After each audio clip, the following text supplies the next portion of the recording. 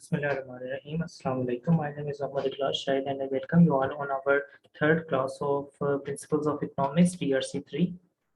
और आज की क्लास में हमने डिस्कस करना है मार्केट इक्विलिब्रियम के ऊपर जो डिमांड और सप्लाई के अंदर शिफ्ट आता है उसके इफेक्ट को, उसके इम्पैक्ट को। सर डिमांड क्या होती है इसको हम डिटेल से पढ़ चुके हैं वो, तो उसके अलावा सप्लाई क्या होती है इसको भी हमने काफ़ी डिटेल से स्टडी कर लिया है। उनका प्राइस के साथ क्या रिलेशनशिप होता है उसको भी हमने लॉ ऑफ डिमांड और लॉ ऑफ सप्लाई में पढ़ लिया है। उसके अलावा कुछ नॉन प्राइस फैक्टर्स हमने पढ़े थे जो कि लॉ के अंदर अजम्पशंस में शामिल थे कि हमने जब लॉ बनाया था तो हमने अज्यूम किया था कि ये फैक्टर जो है ये सेम रहने चाहिए और उनको जो है नॉन प्राइस फैक्टर्स का नाम दिया था। अगर वो फैक्टर चेंज हो तो उनकी वजह से शिफ्ट आता है डिमांड के कर्व के अंदर भी और सप्लाई कर्व के अंदर भी। अगर तो डिमांड बढ़ रही हो तो राइटवर्ड शिफ्ट आता है, अगर डिमांड कम हो रही हो तो लेफ्टवर्ड शिफ्ट आता है। इसी तरीके से अगर सप्लाई बढ़ रही हो तो राइटवर्ड शिफ्ट सप्लाई कर्व में, अगर सप्लाई कम हो रही हो तो लेफ्टवर्ड शिफ्ट सप्लाई कर्व में आता है। तो ये सप्लाई कर्व में और डिमांड कर्व में जो शिफ्ट आ रहा है इसका मार्केट इक्विलिब्रियम के ऊपर क्या फर्क पड़ेगा इसको हमने स्टडी करना है। मार्केट इक्विलिब्रियम हम प्रीवियस क्लास में डिस्कस कर चुके हैं कि जब डिमांड और सप्लाई कर्व आपस में इंटरसेक्ट करते हैं, एक पॉइंट के ऊपर वो मिल जाते हैं, तो उसको हम कहते हैं ये इक्विलिब्रियम पॉइंट है। तो और इस पॉइंट के ऊपर जो जितनी कंज्यूमर डिमांड कर रहा होता है उतनी ही प्रोड्यूसर सप्लाई कर रहा होता है। तो अब जो शिफ्ट आ रहा है डिमांड और सप्लाई कर्व में उसका इम्पैक्ट क्या होगा मार्केट इक्विलिब्रियम के ऊपर, ये हमने वन बाय वन स्टडी करना है। शिफ्ट कितनी तरह की हो सकती हैं, राइटवर्ड और लेफ्टवर्ड डिमांड कर्व भी शिफ्ट हो सकता है, राइटवर्ड और लेफ्टवर्ड सप्लाई कर्व भी शिफ्ट होता है। तो अब हमने चारों शिफ्ट्स को वन बाय वन स्टडी करना है। सबसे पहले जो हमने स्टडी करना है वो है right word shift in demand curve. Right word shift in demand curve से हमें आइडिया हो गया है कि जो डिमांड है वो इंक्रीज हो रही है। सर डिमांड अब इंक्रीज कैसे हो सकती है? नॉन प्राइस फैक्टर्स की वजह से। अब कोई एक नॉन प्राइस फैक्टर अगर हम कंसीडर कर लें तो वो है कंज्यूमर की इनकम। इनकम कंज्यूमर की बढ़ गई है जिसकी वजह से डिमांड बढ़ गई है, तो उसका अब इक्विलिब्रियम पे क्या फर्क पड़ेगा वो हमने देखना है। तो उसके लिए हम इलस्ट्रेशन को स्टडी करते हैं। It can be observe due to increase in consumer income, उसने भी कंज्यूमर इनकम की ही एग्जांपल दी है। They spend more in chicken, जब उसकी इनकम बढ़ जाएगी तो वो चिकन के ऊपर ज्यादा स्पेंड करेगा और उसकी डिमांड जो है वो बढ़ जाएगी। ठीक है, और जिसकी वजह से क्या आ जाएगा, शिफ्ट आ जाएगा। और शिफ्ट किस तरफ आएगा, राइटवर्ड या आउटवर्ड इसको कह सकते हैं आप। ठीक है, राइट साइड पे जब हम मूव करें तो आउटवर्ड भी कह सकते हैं इसको, फ्रॉम D1 to D2। ठीक है, raising demand has pulled the price up, जब डिमांड बढ़ेगी तो प्राइस भी बढ़ जाएगी। हमें मालूम है जब चीज़ों की डिमांड बढ़ती है तो जो पावर चली जाती है प्रोड्यूसर के पास, और प्रोड्यूसर चाहता है कि वो ज़्यादा से ज़्यादा प्राइस बनाए, तो इस वजह से जो प्राइस है वो बढ़ जाती है। And poultry farmer start offering more chicken in the market, जब प्राइस बढ़ेगी तो सप्लाई भी बढ़ जाएगी। And eventually new equilibrium establish, और इवेंचुअली होगा क्या, एक नया इक्विलिब्रियम एस्टैब्लिश हो जाएगा। इसको ग्राफिकली देखते हैं अगर। तो ये जो D1 है ये ओरिजिनल डिमांड है। ओरिजिनल डिमांड जो हमारे पास है ये D1। ठीक है, ये D1 का कर्व जा रहा है नीचे और ये जो सप्लाई कर्व है ये ऊपर जा रहा है। इस तरीके से ये हमें जो क्रॉस बना हुआ नजर आ रहा है ये एक मार्केट इक्विलिब्रियम स्टैब्लिश हुआ है। ठीक है, और उसके बाद हुआ क्या, कंज्यूमर की इनकम बढ़ गई। कंज्यूमर की जब इनकम बढ़ी तो इससे क्या हुआ, डिमांड बढ़ गई। जब डिमांड बढ़ेगी तो राइट साइड पे जो है शिफ्ट कर जाएगा डिमांड कर्व, तो इसकी वजह से एक नया डिमांड कर्व जो है वो बन जाएगा D2। अब जब D2 बन गया तो इसकी वजह से क्या हुआ, इक्विलिब्रियम भी चेंज हो गया। इक्विलिब्रियम जो है वो यहाँ पर आ गया। जब यहाँ इक्विलिब्रियम आया तो आप खुद ऑब्जर्व कर रहे हैं कि पहले प्राइस जो है ये थी। ठीक है, आप जब इन पॉइंट्स को मैच करेंगे तो पहले प्राइस यहाँ पर थी। ठीक है, न्यू इक्विलिब्रियम पॉइंट पे प्राइस यहाँ पर आ गई, सर प्राइस जो है वो इंक्रीज हो गई है। और दूसरी तरफ जो क्वांटिटी थी वो भी इंक्रीज हो गई है। क्वांटिटी डिमांडेड जो है वो भी बढ़ गई है और क्वांटिटी सप्लाई भी बढ़ गई है। ये ऐसा क्यों हुआ, क्योंकि प्राइस बढ़ी। जब प्राइस बढ़ेगी तो क्वांटिटी सप्लाइड भी जो प्रोड्यूसर है वो बढ़ा देंगे। ठीक है, तो इस तरीके से जो है हमारे पास rightward shift demand curve में हमने उसका इफेक्ट देख दिया। तो उसके बाद leftward shift in demand curve. Leftward shift का क्या मतलब होता है कि डिमांड सर किसी चीज की डिक्रीज हो रही है, किसी चीज की डिमांड जो है वो कम हो रही है और उसका रीजन जो है वो प्राइस नहीं है, कोई और फैक्टर है, कोई नॉन प्राइस फैक्टर है। ठीक है, तो अब उसकी एग्जांपल देखते हैं। उसकी एग्जांपल में इसने हमें दी हुई है वेदर कंडीशन। वेदर कंडीशन में एक एसी की एग्जांपल ले लेते हैं हम। कूलर की एग्जांपल उसने दी है। सर कूलर जो है वो सर्दियों में उनकी डिमांड ज्यादा होगी ऑब्वियसली, और जो है सॉरी, गर्मियों में उनकी डिमांड ज़्यादा होगी और सर्दियों में उनकी डिमांड कम हो जाएगी। ठीक है, तो अब ये एक नॉन प्राइस फैक्टर है। ठीक है, ये वेदर कंडीशन है। तो इसकी वजह से क्या आएगा, शिफ्ट आएगा। और शिफ्ट कौन सा आएगा, लेफ्ट वर्ड शिफ्ट। ठीक है, हम ये देख रहे हैं अब सर्दियों में इफेक्ट। सर पहले जो है डी वन जो है ये ओरिजिनल इक्विलिब्रियम का पॉइंट की डिमांड है। ठीक है, और एस तो हम अभी चेंज ही नहीं कर रहे, एस तो हमने अभी सेम रखा हुआ है। तो डी वन जो है ये जो इस पॉइंट पे जो हमारा इक्विलिब्रियम बन रहा है, ये हमारा जो है पुराना इक्विलिब्रियम है। ठीक है, इस पॉइंट पे जो इक्विलिब्रियम बन रहा है ये पुराना इक्विलिब्रियम है। डिमांड और सप्लाई इस पॉइंट पे मीट कर रहे हैं, तो इसको हमने कह दिया ये एक इक्विलिब्रियम हमारा बन गया है। अब हुआ क्या, जब सर्दियां आ गई तो कूलर की डिमांड हो गई कम। ठीक है, तो जब कूलर की डिमांड कम हुई तो इससे क्या आ गया, शिफ्ट आ गया डिमांड कर्व में। और वो शिफ्ट किधर होगा, लेफ्ट वर्ड होगा, क्योंकि डिमांड कम हो रही है। तो आप देख सकते हैं लेफ्ट वर्ड शिफ्ट हो गई डिमांड कर्व, D2 का जिसको हमने नाम दिया है। ठीक है, जब लेफ्ट वर्ड शिफ्ट हो गई डिमांड कर्व तो इससे फर्क क्या पड़ा, एक नया इक्विलिब्रियम पॉइंट हमारे पास बन गया। इस इक्विलिब्रियम पॉइंट से को अब हम कंपेयर करेंगे प्रीवियस इक्विलिब्रियम पॉइंट से, तो होगा क्या, प्राइस जो है हमारे पास, ये देख सकते हैं आप, पहले प्राइस ये थी। ठीक है, पहले प्राइस इतनी थी, अब प्राइस इतनी हो गई है, तो प्राइस जो है वो डिक्रीज हो गई है इस केस में। ठीक है, और जो क्वांटिटी थी वो भी इस केस में डिक्रीज हो गई है। ठीक है, falling demand has drag the price. जब डिमांड कम होगी, डिमांड जब कम हो रही है तो इससे प्राइस भी कम होगी, क्योंकि डिमांड कम होगी। तो अब जब डिमांड कम हो रही है तो इससे पावर जो है वो कंज्यूमर के पास शिफ्ट हो गई, और कंज्यूमर कम से कम प्राइस चाहता है। ठीक है, falling demand has drag the price down. जब डिमांड कम हुई तो इससे प्राइस कम हो गई, और जब प्राइस कम होगी तो अल्टीमेटली जो सप्लाई है वो भी कम हो जाएगी। Producer start offering less room coolers. ठीक है, जो प्रोड्यूसर है वो भी कम रूम कूलर ऑफर करेंगे मार्केट में। इवेंचुअली एक नया इक्विलिब्रियम स्टैब्लिश हो जाएगा। तो ये पॉइंट है हमारे पास, ये न्यू इक्विलिब्रियम है। ठीक है, ये अब हमने लेफ्ट वर्ड और राइट वर्ड दोनों शिफ्ट पढ़ लिया हमने किसमें, डिमांड कर्व में। अब बारी है सप्लाई कर्व की। तो सप्लाई कर्व में भी राइट वर्ड भी शिफ्ट हो सकता है, सप्लाई कर्व लेफ्ट वर्ड भी शिफ्ट हो सकता है। सर अब होगा क्यों, किसी भी नॉन प्राइस फैक्टर की वजह से जो है शिफ्ट हो सकता है सप्लाई कर्व। तो supply curve right word shift जब होगा तो उसका क्या फर्क पड़ेगा, उसको स्टडी करने वाले हैं। Sir due to good harvest the supply of phones increases the market. ठीक है, which will pull downward pressure on the market of phones. Decreasing price will attract the buyer and quantity demanded increase in the market. A new equilibrium established in the market. Sir इसमें हम देख रहे हैं good harvest की वजह से क्या हुआ है, सप्लाई जो है फोन की वो इंक्रीज हो गई है। ठीक है, सप्लाई फोन की इंक्रीज हो गई है गुड हार्वेस्ट की वजह से, और ये प्राइस की वजह से नहीं हुई। तो इसकी वजह से होगा क्या, शिफ्ट होगा सप्लाई कर्व में। तो इसको हम देखते हैं अगर, तो ये जो है डिमांड कर्व हमारे पास सेम रहेगा। ठीक है, डिमांड कर्व में हम चेंजेस ऑलरेडी देख चुके हैं, अब हमने सप्लाई कर्व में चेंज को देखना है। तो S1 जो है ये हमारे पास ओरिजिनल सप्लाई कर्व है। ठीक है, और इस पे जो इक्विलिब्रियम है वो यहाँ पर आ रहा है हमारे पास। ठीक है, और उसके बाद अब क्या हुआ, इस जब होगा क्या, increase the market which will put downward pressure on the market of phones. ठीक है, और इससे होगा क्या, decreasing price will attract the buyer. जब हम देख लेते हैं इससे होगा क्या, प्राइस कम होगी, और जब प्राइस कम होगी तो डिमांड बढ़ जाएगी। तो इसको ग्राफिकली समझते हैं।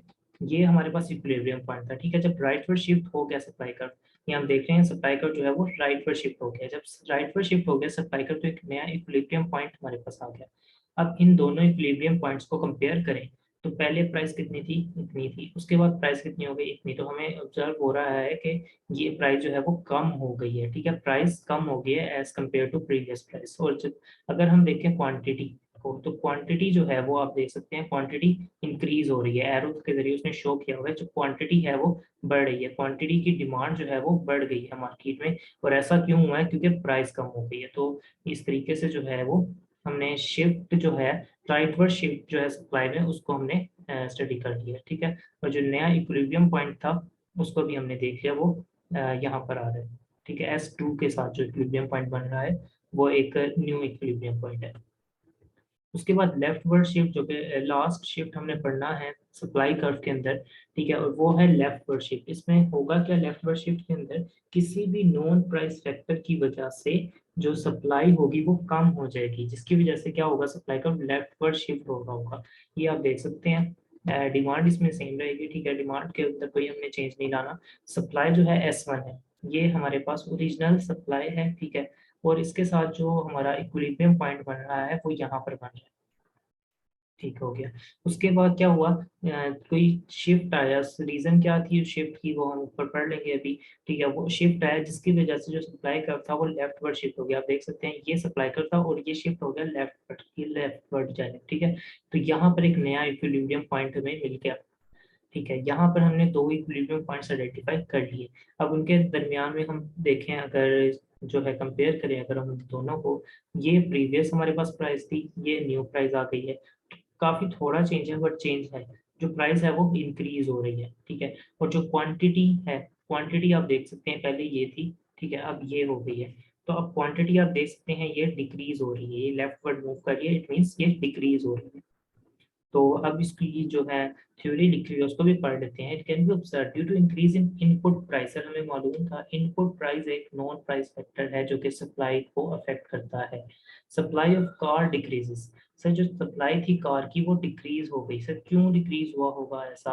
क्योंकि जब इनपुट प्राइस बढ़ेगी तो इसकी वजह से गाड़ियां जो है वो महंगी पड़ रही होगी लोग उनको, ओनर्स को, और वो जो है अपनी जो है मुनाफा चाहते हैं ज़्यादा से ज़्यादा, इसलिए वो क्या करेंगे, वो सप्लाई को कम कर देंगे।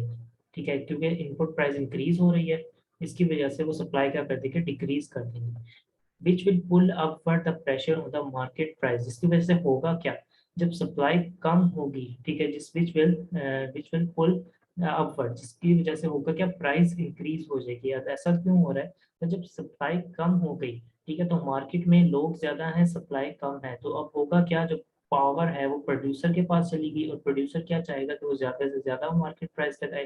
ठीक है, क्योंकि उसको इनपुट प्राइस भी जो है महंगी पड़ रही है, तो इस वजह से भी वो क्या करेगा, ज्यादा प्राइस बेचेगा वे चीज। ठीक है, तो प्राइस जो है वो मार्केट प्राइस वो इंक्रीज हो गई गाड़ियों की।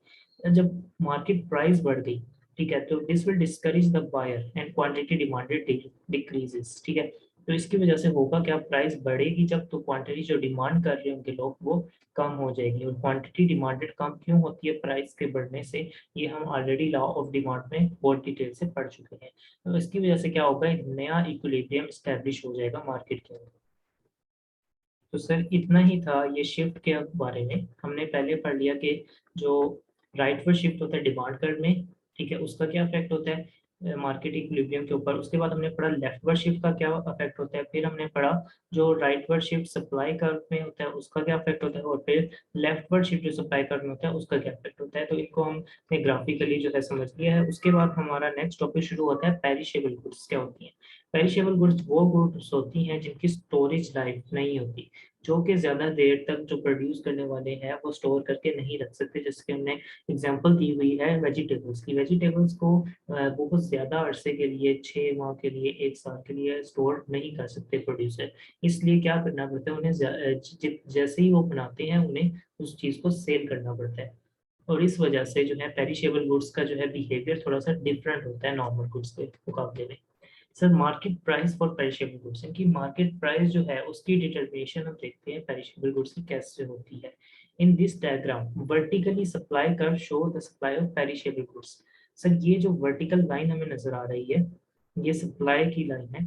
ठीक है, और ये जो सप्लाई लाइन है ये क्या शो कर रही है, सप्लाई ऑफ पेरिशेबल गुड्स, यानी कि जो प्रोड्यूसर हैं वो सप्लाई कर रहे हैं पेरिशेबल गुड्स। और ये अब स्ट्रेट लाइन नजर आ रही है हमें। और ये ऐसा क्यों हो रहा है सर, क्योंकि जो सप्लाई है पेरिशेबल गुड्स की उसके ऊपर जो प्रोड्यूसर है उसका कंट्रोल ही नहीं है।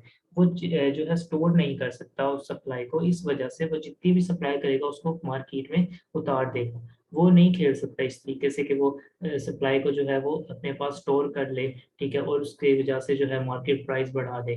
तो ऐसा वो नहीं कर सकता, क्यों, क्योंकि पेरिशेबल गुड्स जो है वो वेस्ट हो जाएंगे, वो गल सड़ जाएंगे अगर उन्हें ज्यादा देर तक स्टोर करने की कोशिश की तो यही वो बता रहा है। Vertical supply curve show the supply of perishable goods. Which one is produced is being offered to sale into market. जैसे ही वो प्रोड्यूस होती हैं वो ऑफर कर दी जाती है मार्केट में सेल के लिए। ऐसा क्यों होता है सर, क्योंकि उनकी जो है वो स्टोर नहीं कर सकते हम उनको लॉन्ग टाइम के लिए, एक लंबे अरसे के लिए उनको स्टोर हम नहीं कर सकते। While the price is fluctuating along the demand curve, as the demand side is dominant in the price determination in such cases. इस इन केसेस में, इस तरह के केसेस में, पेरिशेबल गुड्स के केसेस में क्या होता है, जो डिमांड होती है, डिमांड साइड जो होती है वो प्राइस को डिटरमाइन कर रही होती है। ये कैसे होता है ये हम अभी देखते हैं। D1 show the rise in demand for perishable goods which is putting upward pressure on the market price and D2 showing fall in demand। अब वो बता रहा है कि D1 जो है ये क्या शो कर रहा है, ये वाला जो डिमांड कर रहे हैं ये शो कर रहा है इंक्रीज इन डिमांड को। ये हमें मालूम है क्योंकि ये राइटवर्ड शिफ्ट हो रहा है डिमांड, ये ओरिजिनल डिमांड थी हमारी, ठीक है। जब ये राइटवर्ड शिफ्ट होगा तो हमें मालूम है डिमांड इंक्रीज हो रही है, और जब ये ओरिजिनल डिमांड जब लेफ्टवर्ड शिफ्ट हो रही है D2 के अंदर तो हमें मालूम है कि डिमांड यहाँ पे डिक्रीज हो रही है, ठीक है। तो सबसे पहले हम इक्विलिब्रियम पॉइंट देखते हैं जो कि ये वाला पॉइंट बन रहा है हमारे पास। ठीक हो गया सर, यहाँ पे हमारा इक्विलिब्रियम पॉइंट बन रहा है।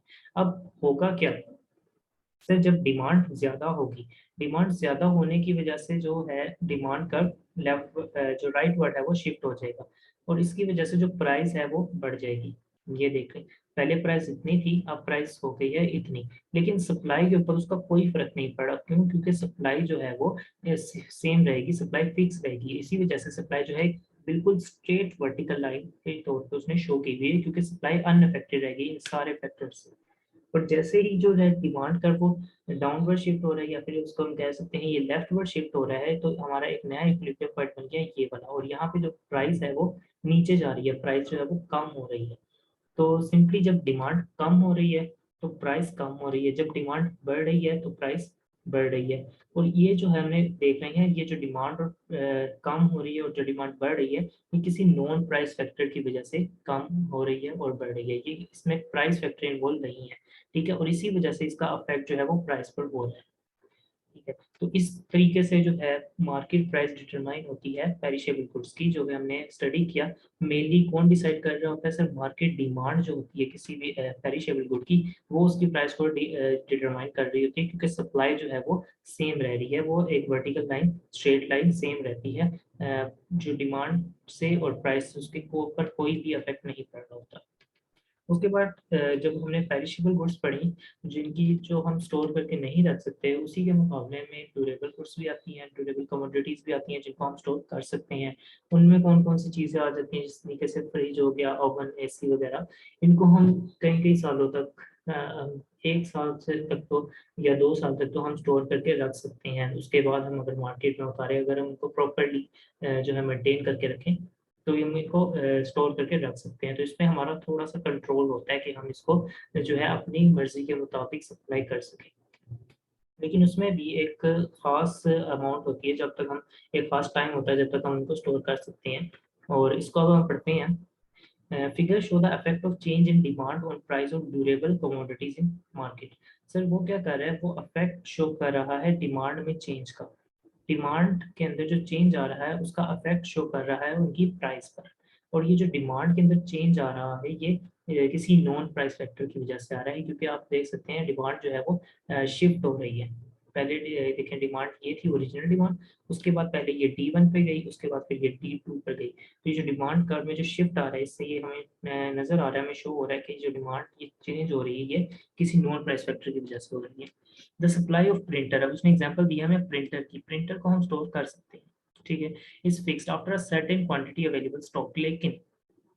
लेकिन हम इसकी जो सप्लाई है उसको हम, ये भी एक टाइम पे फिक्स हो जाएगी। ये कब फिक्स होगी, जब इसका जो स्टॉक है वो हमारे पास खत्म हो जाएगा। फॉर एग्जांपल हमारे पास 100 प्रिंटर है, हम अब उन 100 प्रिंटर को तो अपनी मर्जी से सप्लाई कर सकते हैं।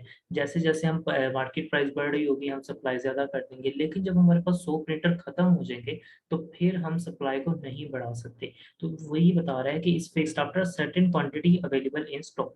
जब तक हमारे पास स्टॉक अवेलेबल है उस टाइम तक तो हम खेल सकते हैं, लेकिन जब स्टॉक हमारे पास से जो खत्म हो जाएगा तो उसके बाद हमारी जो ये गेम है ये खत्म हो जाएगी। Although it can be increase initially by taking more from the store, up to that limit supply curve will be positively sloped upward. लेकिन इसको थोड़ा बहुत हम इंक्रीज कर सकते हैं। हम क्या करेंगे, हम तो जो थोड़ा सा एक जो मेन स्टोर होगा वहां से मंगवा लेंगे।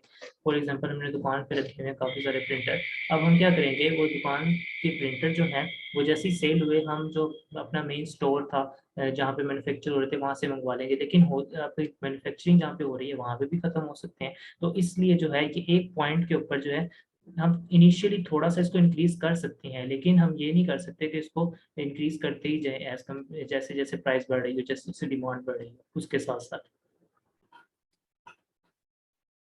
तो इसको भी हम ग्राफिकली देखते हैं अगर, तो यहाँ से हम स्टार्ट करते हैं initially.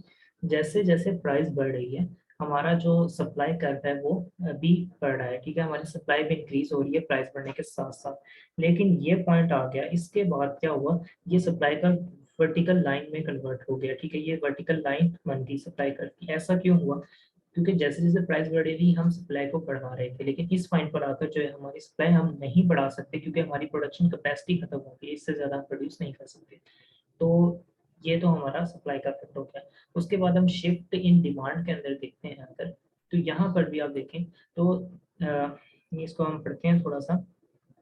After this the limit after this limit the rising demand, जो ट्राई इंक्रीज कर रही होगी demand, will put drastic pressure on the price. जो इस केस में भी जो होगा, जब ये पॉइंट आ जाएगा, इसके बाद डिमांड ही अफेक्ट कर रही होगी प्राइस को। अब देखें, जब ये पॉइंट आ गया, जब सप्लाई का जो है वो वर्टिकली स्ट्रेट वर्टिकल लाइन में कन्वर्ट हो गई, तो अब जब डिमांड में इंक्रीज आया, पहले ये डिमांड थी, अब डिमांड राइट पर शिफ्ट हुई, डिमांड में इंक्रीज आया, तो इससे क्या होगा, जो प्राइस थी वो भी चेंज हो गई। प्राइस देखें P2 पर चली गई, यहाँ से प्राइस इंक्रीज हो गई, यहाँ आ गई, ठीक है। और जब ये ओरिजिनल डिमांड थी और इस ये जब नीचे चली गई है, लेफ्ट वर्ड शिफ्ट हो गई, तो इससे क्या हुआ, प्राइस भी हमारी नीचे चली गई। ये जैसे कि देख सकते हैं, प्राइस यहाँ से यहाँ शिफ्ट हो गई, यानी कि प्राइस की कम हो गई। तो यहाँ पे मेनली क्या होगा, जब तक ये जो है स्ट्रेट लाइन में कन्वर्ट नहीं हुआ, तो सप्लाई और डिमांड दोनों मिलके जो है प्राइस डिसाइड कर रहे होंगे। बट जैसे ही ये वर्टिकल लाइन में कन्वर्ट हुआ, तो जो डिमांड होगी वही इस पर जो है अफेक्ट डाल रही होगी। तो यहाँ तक था हमारा market price for durable commodities. उसके बाद इंशाल्लाह नेक्स्ट लेक्चर में पढ़ेंगे। अल्लाह हाफिज़।